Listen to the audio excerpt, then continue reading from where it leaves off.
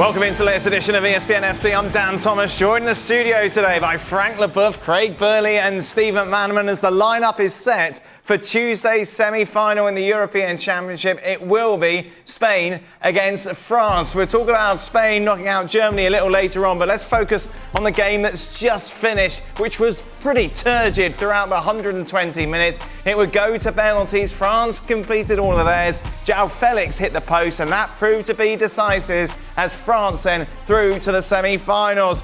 Jurgen Klinsmann joins us. We'll be talking to Jurgen in a minute, but I feel it fitting that we start with the Frenchman on the panel. Got away with one. My God, I don't even know what to say. You know, I'm so disappointed by the way we played. Well, you said enough during that 120 minutes. Yeah. Complaining mostly, but yeah, we had some chances to score with Camavinga, with Thuram, with also I forgot some others, but we had the chance to score, but we didn't. And since we started the competition, but I don't like the pace of the game we showed today. It was slow. And Portugal didn't help us out in a way that they were copying us. So that wasn't a good game. And especially when you watch the Germany-Spain before, you have to compare. And you have two teams who can win the competition, and two of the teams who are, I don't know, quite average, I would say, and boring mostly. But there's so much quality on the pitch, Craig. You look at the players that both Portugal and France were in the squad. Yeah, this game was just really hard to watch. I don't think it was that bad. It was, Mac. Do you? I thought so. I didn't think it was.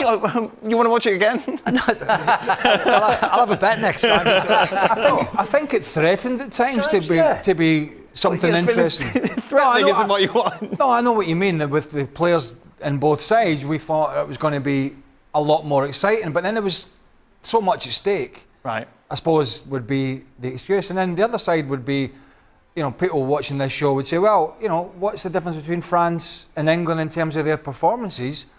I don't think the French have got anywhere near their best, but they've certainly been, I think, slightly better or a lot better than England, but yet haven't really hit the straps. And then from the other point with Portugal, and this is something we just seem to have talked about a lot, but if you're keeping Ronaldo on, which he did, and we've talked about it for days on end, even before this tournament started, what would be Roberto Martinez's go-to position on Ronaldo? I think the answer, we got it, was he kept him on for penalties. Yeah. He kept Ronaldo on for penalties when he had little or no impact on the game. He had that one big chance from the cutback that came at him quite quickly when he sold on Upamecano a couple of lovely dummies.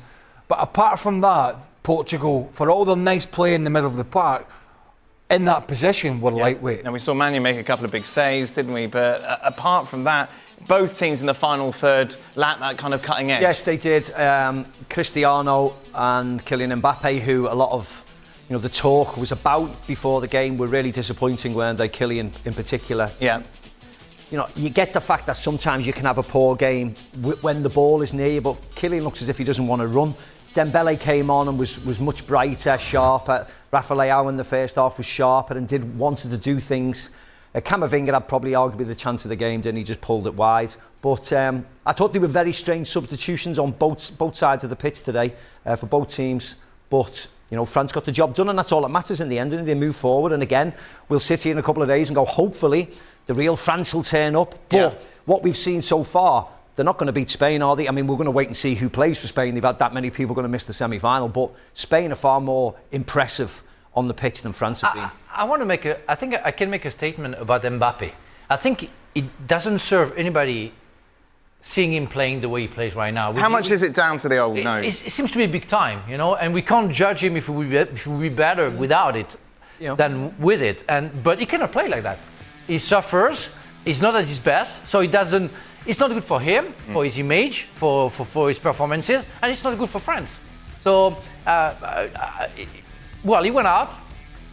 You can compare Deschamps with Martinez, who pushed Mbappe to go out, comparing to Martinez, who didn't do anything for Ronaldo.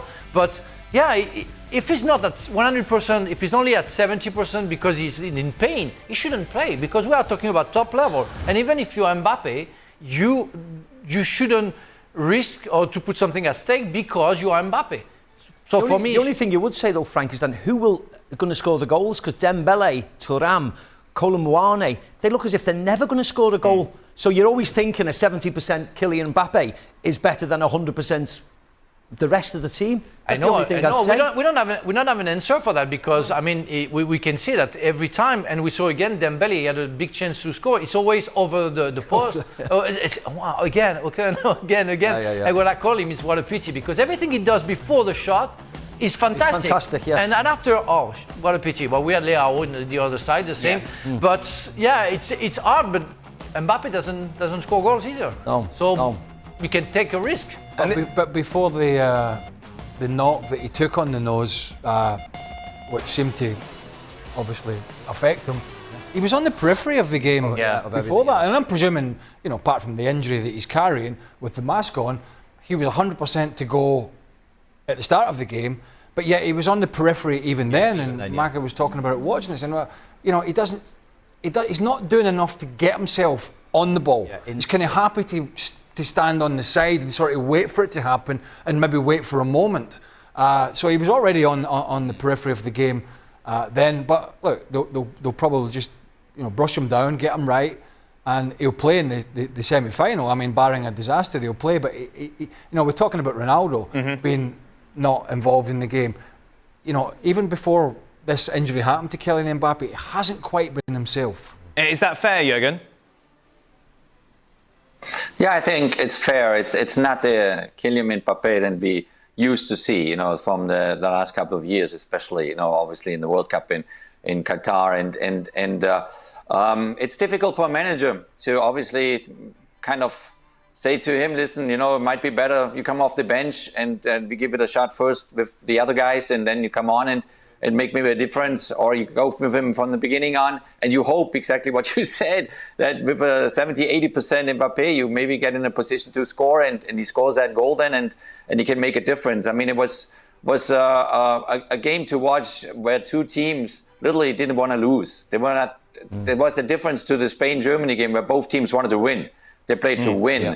And meanwhile, Portugal and France, in this game, they played not to lose and to leave it up then to the penalty shootout, basically, to decide it. Obviously, there was chances and they could have made a goal earlier, but this is not the Kylian Mbappe that we adore, that we all are fans of, because he's not 100%, by far not. And it's a difficult choice for Deschamps to make for the next match. They can score goal. I mean, on the penalty shootout, they've been absolutely fantastic. They were great penalties. I mean, Diogo Jota were never near it. That was amazing. So I said, okay, they can find the net. Yeah. So good. That's the only positive point. When Jules Koundé came up, though, everybody was like, my God. Let's be honest. Because we were shaky. Yeah, but he actually, I mean, you're right, the French penalties were tremendous. But this is kind of France under Deschamps, isn't it? That's what it is. That not always a mindset to entertain and enthrall and outplay opponents, and it's just about getting to that end game. That's kind of how they've always gone about. But the French fans can't be happy with what they've seen today. The French? Yeah.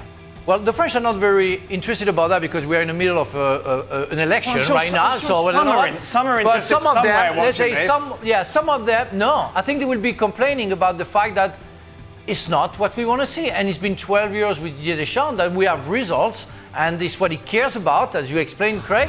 But the way they play, you have lots of frustration. Also from some former players like you and Miku said, yeah, we're going to remember that team because they have results, but we're always going to say, wow, okay, but that was so boring. Yep. And that's what it is. But Didier Deschamps, again, and I said it yesterday, was raised with Italian football at a time where winning 1-0 was perfect. You were defensive solid, and it's what it is, and you score one goal because you always have a chance to score. You go home, bye-bye, thank you very much. And it's what it is. 0-0, 1-0, on goal. At the end, they're in semi-final. So it's the last we'll see of Cristiano Ronaldo at a European Championship. Of course, he announced that that'll be it. This will be his last one. Talk to me about him today. Unfortunately, he wasn't as dynamic as he has been in the past, and I think he was always slightly on the wane. He's a powerful player to have in the team. I expected him to play. It's a big decision to put him on the bench and use other people, but I said it on yesterday's show. Sometimes I think it's not healthy having someone as powerful as him in a team like Portugal when they are scattered. Their squad is I think personally, it's the best squad in this tournament.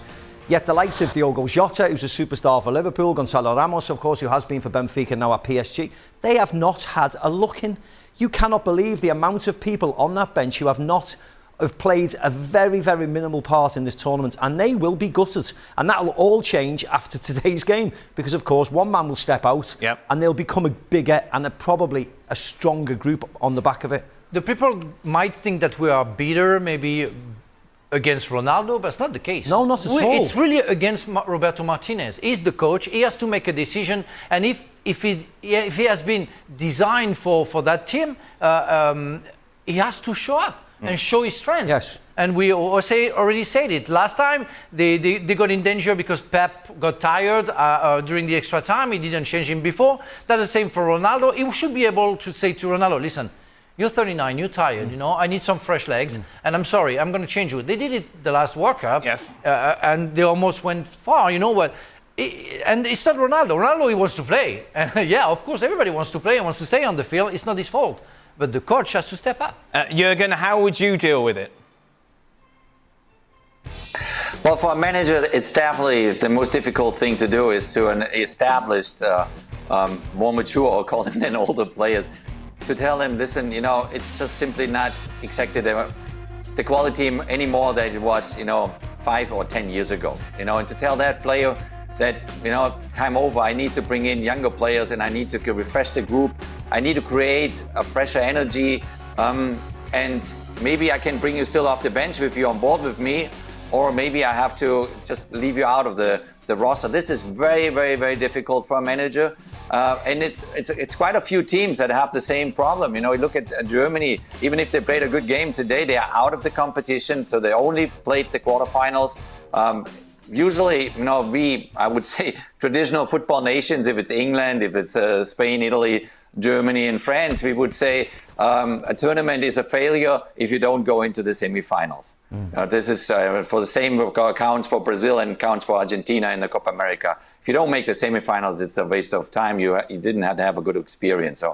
So then you have these discussions, absolutely, because obviously Germany brought back Toni Kroos. They brought back Manuel Neuer, and brought back on a sub today Thomas Müller. So similar discussion there. And with Cristiano Ronaldo, he is who he is. He's been the player, one of the two with Messi, the last 15, 20 years, which are outstanding. But, we're all getting older a little bit. So it is a tough one, because you want to, as a manager, you want to create an environment where there is so much energy, there's so much desire to win, so much urgency to win, which I didn't see that from the Portuguese, but I also didn't see it from the French team. This hunger just to say, we're going to be here until the end, and we want to win this game. We don't want to just lose it. And therefore, that is a tough one for a manager, but that's what you're getting paid for. That is your job to tell a player, listen, it's just not what it was anymore. He played every minute. When extra time last game, twice. Extra time this game. When Roberto Martinez got the job, we said in the studio here, he's got a big decision to make or can make, and it's the Ronaldo factor. He either chops the head off it there and then and shows that he's ready to make big decisions, or he panders. And he pandered from his very first press conference. Then that shoehorned them into this tournament. And by the way, they walloped everybody in qualifying. Yeah, the group was easy, really weak, wasn't it? And that was the time to say, right. They played Nations League and they played the group, and they walloped people by 5 and 6, and they were all dancing and singing and scoring goals. And we said, judge them when they get to a major tournament. And let's be honest about it. As Frank, I think, said, this Portuguese team are absolutely littered with talented players, but they've carried a front man. He hasn't scored now. And before the game started, I think it was 8 hours of elite level competition, World Cup to the Euros. That's now with an extra 2 hours on top of that. It's 10 hours. He hasn't scored. He's the front man. He scored a penalty. So they've carried this player, and yet we have a manager who is prepared to leave him on for penalties only. He could have brought Gonzalo Ramos on. He could have put Rafael Leao through the middle with his pace. He could have brought Diogo Jota. He could have did all these things, but he took everybody else off apart from him. So he he squandered the opportunity, Roberto Martinez, to make a big decision.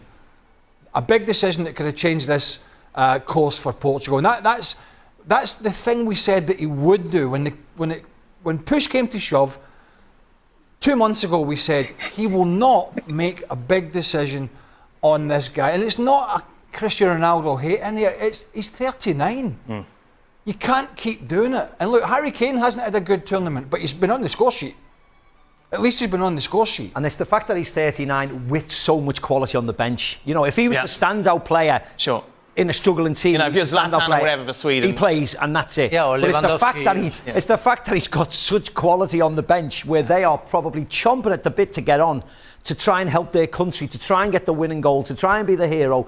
And they know that they are not going to come on. Especially with somebody like Diogo Jota. I mean, pandered to him. We saw him playing for Liverpool before his injury, and after his injury, he was the X factor in the way that he was doing the difference every time he was coming on or he was playing. And you see him on the bench, and you feel so sad about him because he has nothing to do. But wait for what? He will have no chance to play. He came on last time, but it was like for somebody else, not at his position maybe. That's sad because we all said it before, and I'm pretty sure that deep inside him, Roberto Martinez knew it.